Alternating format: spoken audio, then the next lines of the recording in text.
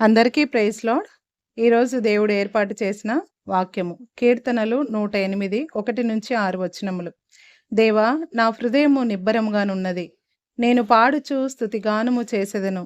నా ఆత్మ పాడుచు గానము చేయును. స్వరమండలమా, సితారా మేల్కొనుడి. నేను వేకువనే లేచెదను. జనముల మధ్య నీకు కృతజ్ఞతాస్తుతులు చెల్లించెదను. ప్రజలలో నిన్ను కీర్తించెదను. యెహోవా, నీ కృప ఆకాశము కంటే ఎత్తైనది. నీ సత్యము మేఘములంతా ఎత్తుగానున్నది. దేవా, ఆకాశము కంటే అత్యున్నతుడుగా నిన్ను కనపరుచుకొనుము. నీ ప్రభావము సర్వభూమి మీద కనబడనిమ్ము. నీ ప్రియులు విమోచింపబడినట్లు నీ కుడి చేతితో నన్ను రక్షించి నాకుత్తరమిమ్ము. ఈ వాక్యం ద్వారా దేవుడు ఈరోజు మనతో మాట్లాడే మాటలు, మనము దేవుని స్తుతించే వారముగా ఉండాలి. ఏ విధముగా అంటే ఆత్మతో స్తుతించాలి. వేకువనే లేచి ఆయన నామాన్ని స్తుతించాలి.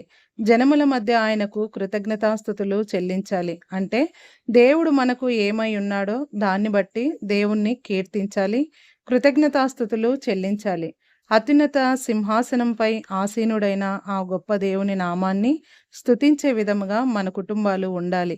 నీ ప్రియులు విమోచింపబడినట్లు అంటే దేవుడు ప్రేమించే వారిని కాపాడబడినట్లు నీ కుడి చేతితో నన్ను రక్షించి నాకుత్తరమిమ్ము. అంటే మన ప్రార్థనకు జవాబు దేవుడు దయచేయాలని ఆయన దగ్గర మనము మనవి చేస్తూ ఉన్నప్పుడు, ఆయన ప్రేమించే ప్రజలను దేవుడు ఏ విధంగా కాపాడుతాడో అదే విధముగా మనల్ని కూడా ఆయన కుడి చేతితో మనల్ని, మన కుటుంబాలను రక్షించి కాపాడే దేవుడు.